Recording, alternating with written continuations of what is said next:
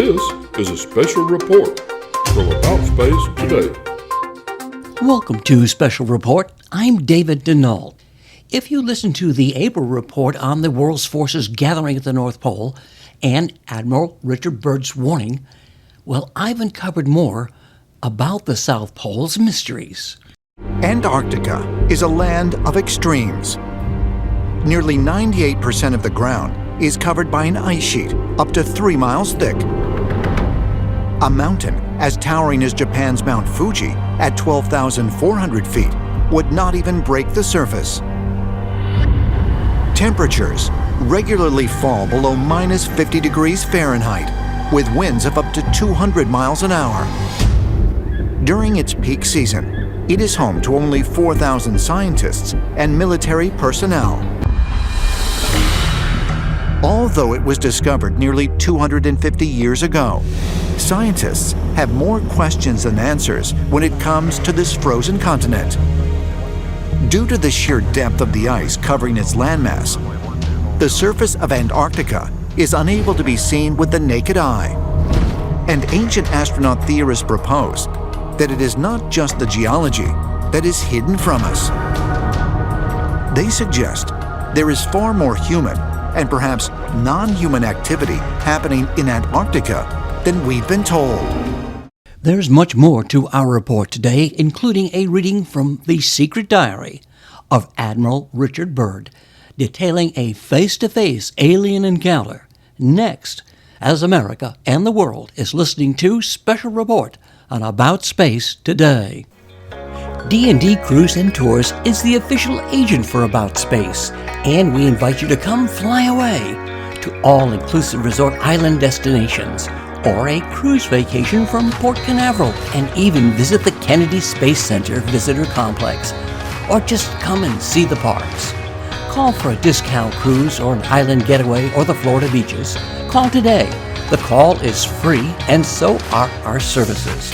Call 877-747-8631.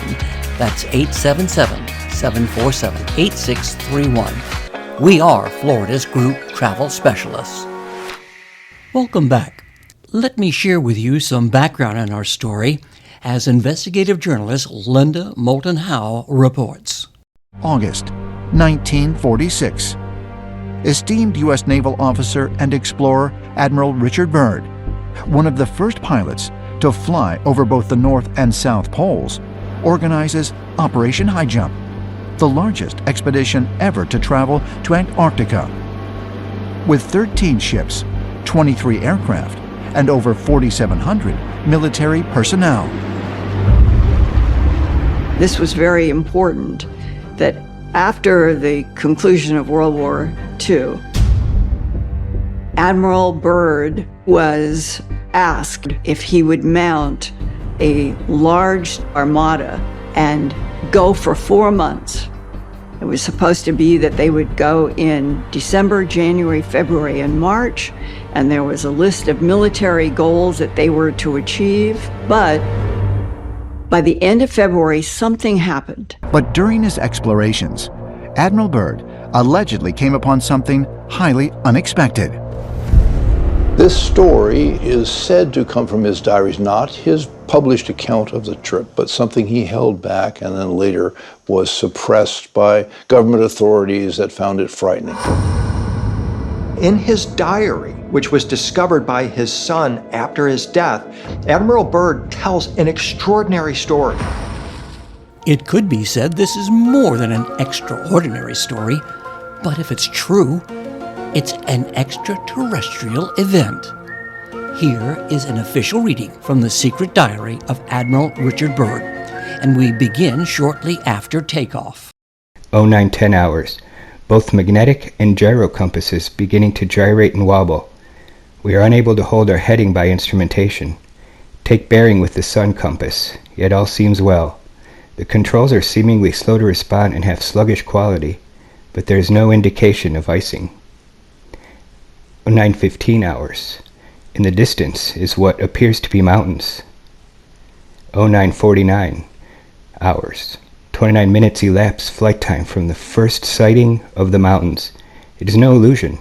There are mountains, and consisting of a small range that I've never seen before. 09:55 hours. Altitude changed to 2950 feet, encountering strong turbulence again. We are crossing over a small mountain range and still proceeding northward as best as can be ascertained.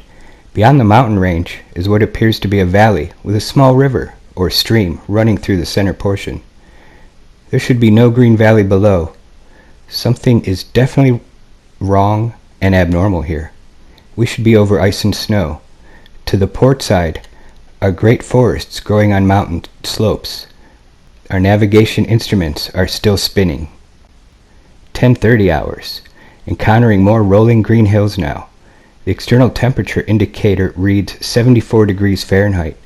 Continuing on our heading now. Navigation instruments seem normal now. I am puzzled over the actions. Attempt to contact base camp. Radio is not functioning. 11:30 hours. Countryside below is more level and normal, if I may use that word. Ahead we spot what seems to be a city. This is impossible. Aircraft seems light and oddly buoyant. The controls refuse to respond. My God.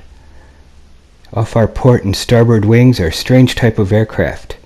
They are closing rapidly alongside. They are disc-shaped and have a radiant quality to them. Where are we? What is happening? I tug at the controls again. They will not respond. We are caught in an invisible vice grip of some type. A radio crackles and voice comes through in English for what it perhaps is a slight Nordic or Germanic accent. The message is, "Welcome, Admiral, to our domain. We shall land you in exactly 7 minutes. Relax, Admiral. You're in good hands. I note the engines of our plane have stopped running. The aircraft is under some strange control and is now turning itself. The controls are useless." 11:40 hours. Another radio message received. We begin the landing process now, and in moments the plane shudders slightly and begins to descend, as though caught in some great unseen elevator. The downward motion is negligible, and we touch down with only a slight jolt. 11:45 hours. I'm making a hasty last entry in the flight log. Several men are approaching on foot toward our aircraft. They are tall with blonde hair. In the distance is a large, shimmering city, pulsating with rainbow hues of color. I do not know what is going to happen now, but I see no signs of weapons, and those approaching. I hear now a voice ordering me by name to open the cargo door.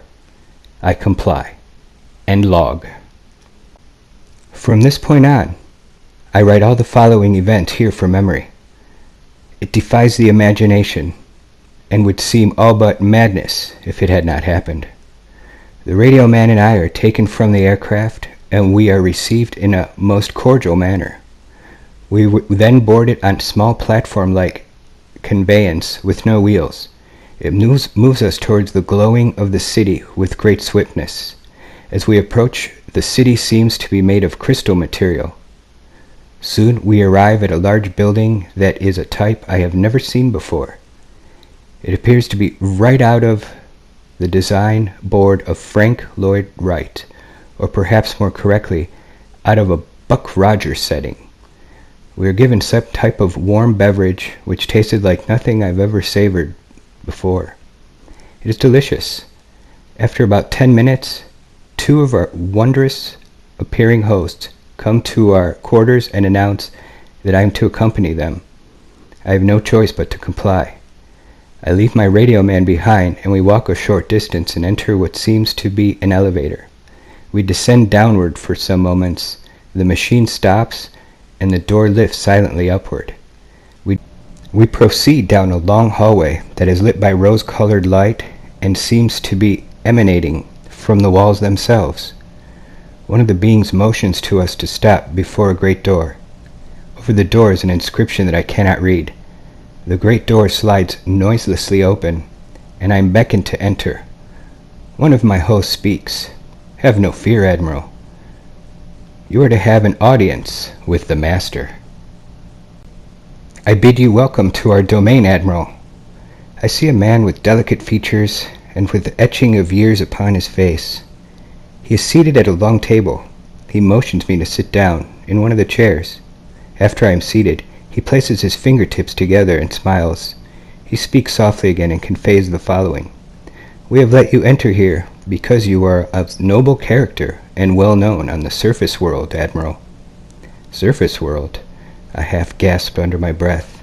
Yes, the master replies with a smile. You are in domain of the Ariani, the inner world of the earth. We shall not long delay your mission, and you will be safely escorted back to the surface and for a distance beyond. But now, Admiral, I shall tell you why you have been summoned here. Our interest rightly begins just after your race exploded the first atomic bombs over Hiroshima and Nagasaki, Japan. It was at that alarming time we sent our flying machines, the Flugelrods, to your surface world to investigate what your race had done. That is, of course, past history now, my dear Admiral, but I must continue on. You see, we have never interfered before in your race's wars and barbarity, but now we must, for you have learned to tamper with a certain power that is not for man, namely, that of atomic energy. Our emissaries have already delivered messages to the powers of your world, and yet they do not heed. Now you have been chosen to be witness here that our world does exist. You see, our culture and science is many thousands of years beyond your race, Admiral. I interrupted. But what does this have to do with me, sir? The master's eyes seemed to penetrate deeply into my mind, and after studying me for a few moments, he replied, Your race has now reached the point of no return, for there are those among you who would destroy your very world rather than relinquish the power as they know it. I nodded, and the master continued. In 1945 and afterward, we tried to contact your race, but our efforts were met with hostility. Our Flugelrods were fired upon. Yes, even pursued with malice and animosity by your fighter planes. So now, I say to you, my son, there is a great storm gathering in your world, a black fury that will not spend itself for many years. There will be no answers in your armies. There will be no safety in your science. It may rage on until every flower of your culture is trampled and all human things are leveled in vast chaos. Your recent war was only a prelude to what yet to come for your race. We here see it more clearly with each hour. Do you say I am mistaken? Then he gestured with a lovely, slender hand, a motion of peace, and our meeting was truly ended. Quickly, we walked back through the great door of the master's chamber and once again entered into the elevator. The door slid silently downward, and we were once going upward. One of my hosts spoke again. We must now make haste, Admiral, as the master desires to delay you no longer on your scheduled timetable, and you must return with this message to your race. I said nothing. All of this was almost beyond belief, and once again my thoughts were interrupted as we stopped. I entered the room and was again with my radio man. He had an anxious expression on his face. As I approached, I said, "It's all right, Howie. It's all right." The two beings motioned us toward the awaiting conveyance. We boarded and soon arrived back at the aircraft. The engines were idling and we were boarded immediately. The whole atmosphere seemed charged now with a certain air of urgency. After the cargo door was closed, the aircraft was immediately lifted by the unseen force until we reached an altitude of 2,700 feet. Two of the aircraft were alongside for some distance, guiding us on our return. I must state here, the airspeed indicator registered no reading, yet we were moving along at a very rapid rate. 2:15 hours, a radio message comes through. We are leaving you now, Admiral. Your controls are free.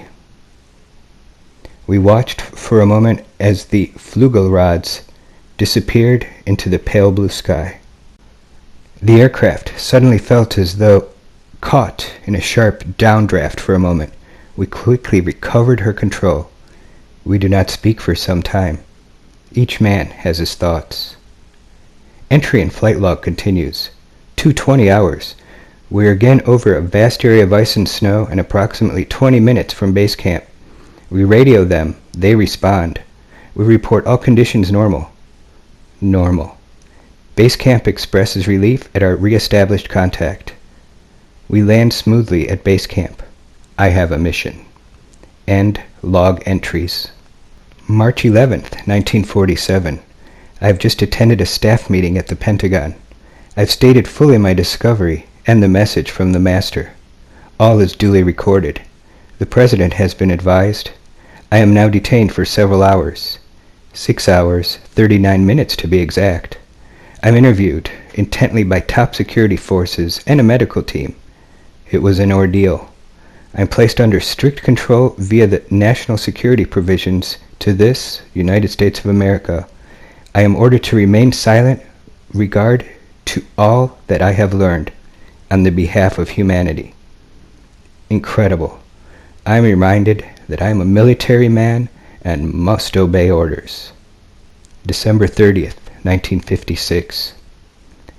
These last few years elapsed since 1947 have not been kind. I now make my final entry in this singular diary. In closing, I must state that I have faithfully kept this matter secret as directed all these years. It has been completely against my values of moral right. Now I seem to sense the long night coming on, and the secret will not die with me. But as all truth shall, it will triumph, and so it shall. This can be the only hope for mankind. I have seen the truth, and it has quickened my spirit, and has set me free.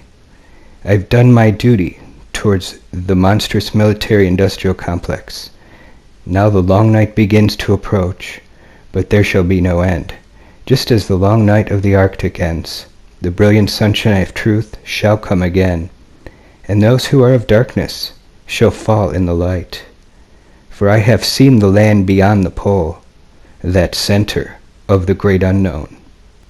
Admiral Richard Byrd, United States Navy, December 1956. Just sharing the report with you. And so what do you think? Is it an alien cover-up? And let me remind you to listen to America in Space each Friday with Space Coast News Editor Dawn Meyer, and join John Gomez for This Week in Space on Tuesdays. Thanks for joining me from your home or where you work. I'm David Denault, and this has been Special Report. This has been a special report from About Space Today.